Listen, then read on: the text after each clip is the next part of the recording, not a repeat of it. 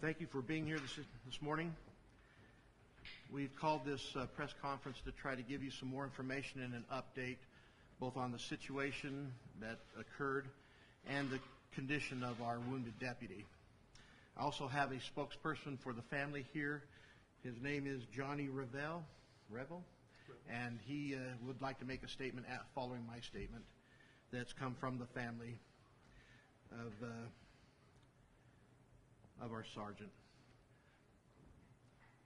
We'd like to release at this time the suspect information. The suspect is a 27-year-old Hispanic male.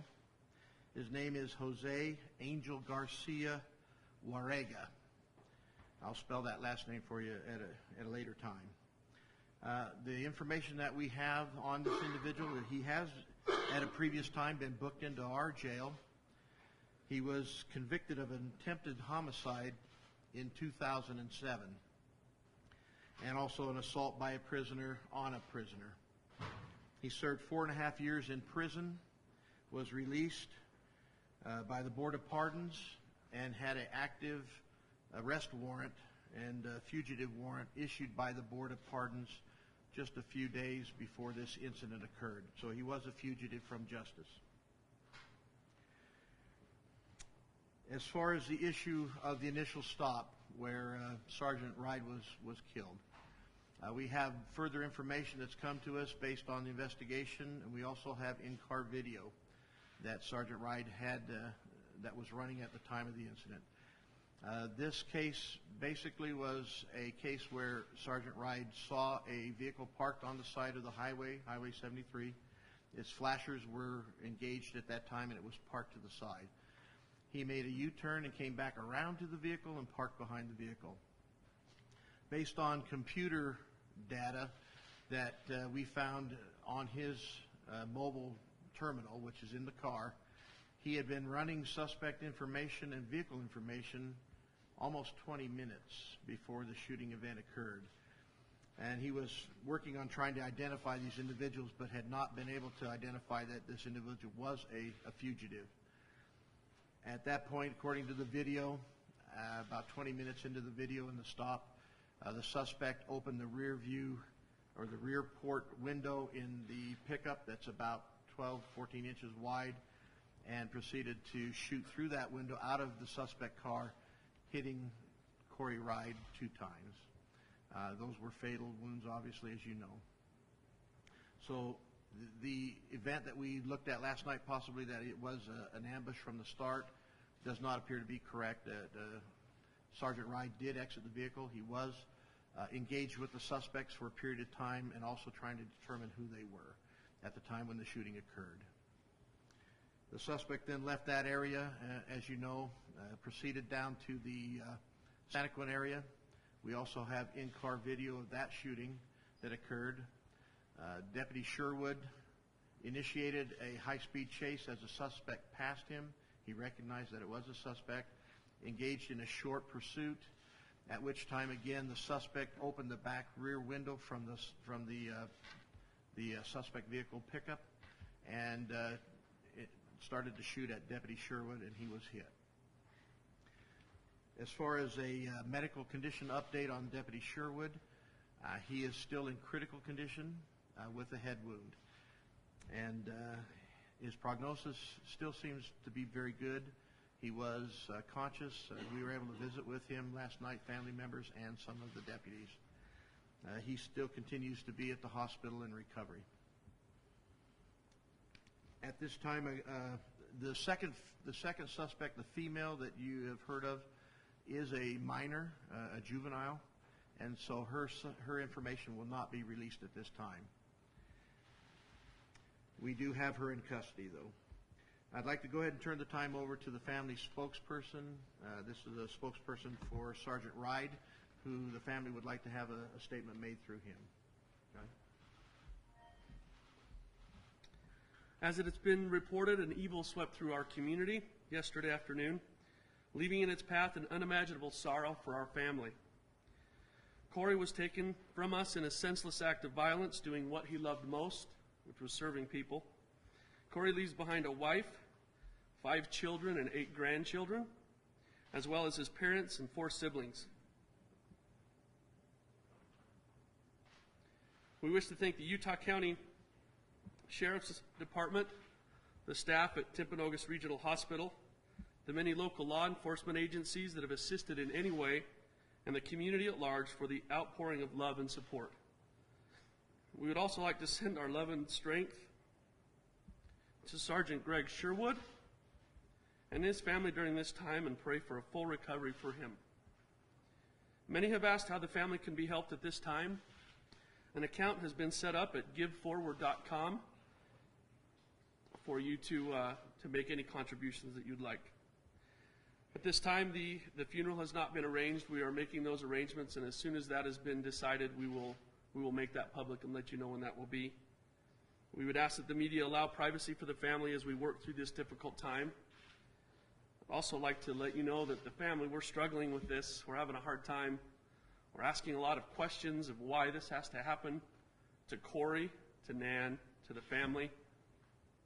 But we want you to know that as a family, we know and we're comforted in knowing that we will see Corey again and we'll be together as a family again. Thank you. We'll go ahead and take any questions we can't answer. Again, there is still an ongoing investigation. There are many things that are not completely understood at this time, and there are many officers and deputies that are working to try to find a finality here and get to the bottom line of what all these issues and questions are. Go back to the suspect. What is his name? Okay, let me give that to you again. His name is Jose Angel Garcia. All of that is common spelling. I'll spell his last name.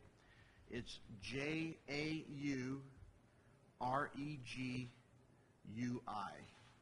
What was his relationship with the minor female husband? That we do not have established, or if we do know that, we're not releasing that at this time. He's 27 years old, but I don't have the exact date of birth. The female is under the age of 18, so I believe she's 17, but somewhere in that, she's under 18. Can you talk more about his previous?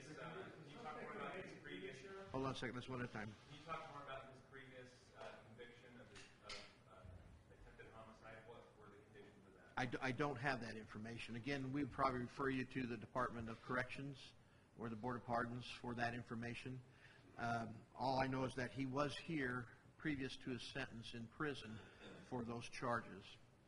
What is the condition of the suspect? Is he going to make it? The last information I had on the suspect was that he is in extremely critical condition. Prognosis is not good. And that's a result of the shootout with the other? That's correct. His wounds were received at the hands of the Juab County deputies who were initiating a stop on him after he crashed that vehicle down in the Juab County area. You know how many times he was shot? I do not know how many times he was shot. That investigation is being conducted through Juab County in conjunction with the Highway Patrol. Did you recover a weapon? Yes, I believe there was a weapon recovered. I do not have that information. Is he on life support right now? The suspect? I don't know that specifically, but I do know that he is in the ICU. Sheriff, can you take us through the incident, the first incident with Sergeant Ryan? You said he was at the scene for 20 minutes, approximately. Right. So he had stopped. Had they gotten out of the car as well? I've looked at portions of the video. I haven't seen the entire video. I know that he approached the car, and he had information that he had gotten from both the suspect and the driver, and I'm not sure which one is which here at this time. I have not been able to clearly look at that through the video. But after he received that information, he returned to his vehicle and then was engaged typing that information into the computer. That's something that we have a mobile connection to the Bureau of Criminal Investigation, which is BCI, where we get that information on driver's license validity, on vehicle registration validity, whether there's warrants for people. Those connections are made. And he was in the process of putting that information through those checks to see who he had. And did the male suspect fire the shot? I can't make that determination through the video. I think we'll have to have that enhanced and slowed down to look at it to see for sure. I'm not sure of that. Is it you're still calling it a high-powered rifle? No, we believe that it was a handgun at this time, a large caliber handgun. Okay, and then on the second shooting, Okay. they're on I-15, and... They're in Santaquin City on about Main and Center Street. Okay, Main Center Street. The suspect had exited the freeway, and our deputy saw or followed him in or saw him there and followed him down. Then when our deputy initiated the overhead lights to make a stop, the suspect vehicle began to speed away, and that's when our video shows that our deputy was clearly behind him. At that point in time, it did not last very long, just a matter of seconds. The window came open again, and shots were fired out of the suspect vehicle. The rear, many of the pickups have those little slider portions that open up in the middle of the back window of a pickup. It slides open 14 inches or so. That's the window that was opened up during the pursuit, and also at the first stop where one of the suspects engaged our people with firearm. Could you tell who was driving? No, you cannot through that video. That window is deeply tinted. It's completely obscured. You cannot see through that window. Are you able to tell who fired the shot in that instance? No, if that has been determined, I do not know that. Again, the investigation is a cooperation between many agencies, and I don't know that has been determined yet. So was the determined yet whether this younger female was a willing participant or may have been in harm's way? They that individual did request a lawyer. A lawyer was provided to this minor, or actually this juvenile, and they have had some opportunity to interview her. What the content of that interview is, I do not know. So I don't know how much of a willing or non-willing participant she was. So was the juvenile with the male suspect throughout the entire ordeal? Yes. And how did she not get shot at the end? What happened before the incident? How do I answer that? I don't. She surrendered and was not actively engaged with the deputies at fire at the time. So, I don't know whether she had that firearm at any time or not. I do not know. Can you say what she was booked in the jail for? No, I do not know that yet. Let's start here. I don't know that either. And like I said, if we knew that, we wouldn't be releasing that information at this time.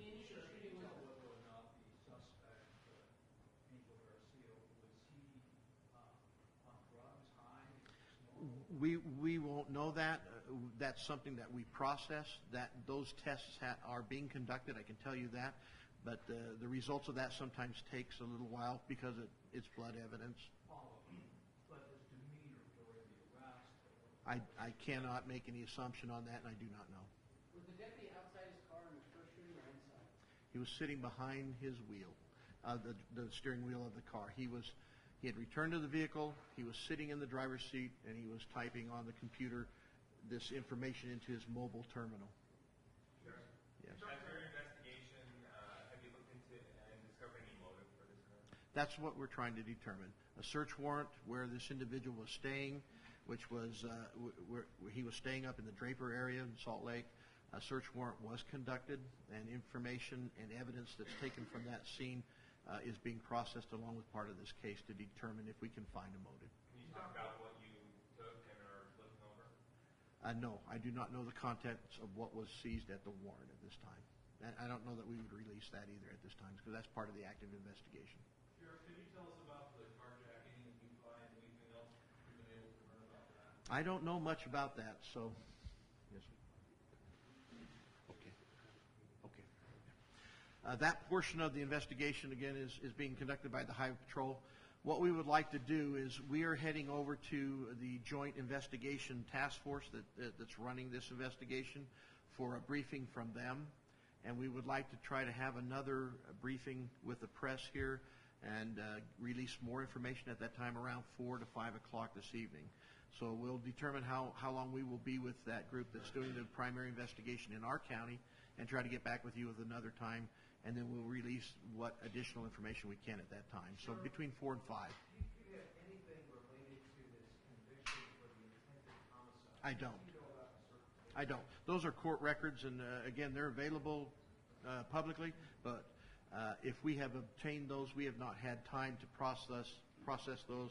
We've still been working with the active scenes in the 4 different shooting locations. Was an incident in prison with him as well, is that correct? There was an assault by a prisoner on a prisoner. That charge could have occurred even in our county. It could occur in a jail or it could occur in the prison.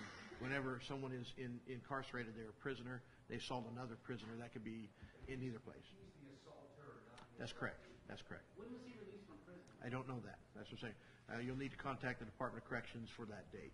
Sheriff, I was just wondering if we could just ask John. Absolutely. Glad to yield. Could you tell us about your brother-in-law, July? Sure. Corey, I believe he was 44. Since he was a child, he had an uncle that served for 20 years on the Spanish Fork Police Department. He always looked up to his uncle, and that kind of, inspired Corey to look into law enforcement. He was someone who was always looking to help people, and I think he felt that was one way that he could do that. He has, like I had mentioned, he's got 5 kids. His wife and he had been married for about 18, 19 years. They have 3 sons. His wife has 3 sons from a previous marriage. His 2 kids are 18 and 13 or 14. He has 8 grandkids as well. He was just one of those good guys. I mean, like any of these guys you see with the badges around here, they're just trying to do their job, trying to do it the best they can, and serve the public. Just a good guy. I think at this time, unless there's a really pressing question on what we've already talked about for clarification. All right, but again, we would like to look at possibly having another final event around 4:30, 5 o'clock, somewhere in that time frame, to try to bring you some more information based on our briefing with the investigative crew. So again. Are there any related incidents that you are looking into outside of the shooting of the officers, like with specifically family members of the juvenile? All of those people that we can find and identify will be questioned, and that is part of the investigation, the ongoing part. But are you aware of any criminal activity outside of the shooting? Not that I'm aware of. There was some information out there, and I don't know that that's been either furthered or not, but we were looking to see whether or not this had any connection to the shooting of the retired police officer in Salt Lake the day previous to our event. That's still being looked into as far as I know. Yes? Is this regarding, the morale of the department? It sounds obvious. This is a big blow. Did another deputy last fall? How did they hold up? I'm extremely proud of our guys. They've been professional. They understand they have a job to do. They've set aside their personal emotions and have been able to conduct this investigation and follow up in a professional manner. We have a very tight-knit sheriff's office, and this is going to be felt deep and for a long time. But these deputies understand that they have a time that will come that we can go ahead and get together and grieve, but right now that they are carrying out their assignments with the professionalism that I would expect and that the public demands. Can we get one more spelling of the suspect's last name? Sure. And of Mr. Bell as well? All right. It's Jose Angel Garcia, all common spellings. Last name, Jauregi.